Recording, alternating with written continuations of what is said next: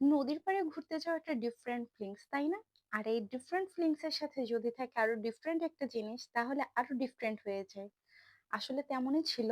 এই যে পাটি বিছানো হচ্ছে, আর আজকে আমরা হচ্ছে নদীর পাড়ে যখন গিয়েছিলাম, পাটি বিছিয়ে নদীর পাড়ে বসেছিলাম।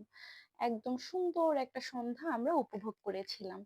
আমরা চেয়েছিলাম যে শহরের থেকে একটু দূরে সাইডে গিয়ে আমরা নিরিবিলি একটু কোলাহল মুক্ত সময় কাটাই।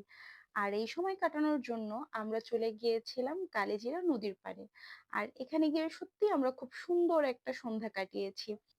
আমি আমার লাইফে ফার্স্ট টাইম এভাবে হচ্ছে পাটি বিছিয়ে নদীর পাড় বসেছিলাম আর একটা সুন্দর সময় উপভোগ করেছিলাম। আসলে কখনোই এভাবে আমার পাটি বিছিয়ে নদীর পাড় বসা হয়নি। আর এই সুন্দর সময়টাকে আর একটু সুন্দর করার জন্য আমরা হচ্ছে চায়ের কাপ হাতে নিতে চেয়েছিলাম। কারণ একটু গরম গরম চা সাথে হচ্ছে নদীর পাড়, এর জন্য আমরা হচ্ছে চা নিয়ে নিলাম। আর এই হচ্ছে মুন্না ভাই। মুন্না ভাই হচ্ছে নদীর পাড়ে ফার্স্ট দোকান দিয়েছিল। তার দোকানেই আমরা ১ম এ এসেছিলাম। তারপর থেকে আস্তে, আস্তে এই নদীর পাড়টায় একটু মানুষ চেনাশোনা হয়েছে। তারা আসে, বসে। কিন্তু ১ম এই হচ্ছে মুন্না ভাইয়ের দোকান ছিল। আর এই হচ্ছে চাল ভাজা, কড়াইশুঁটি আর হচ্ছে সাথে বাদাম ভাজা মেবি।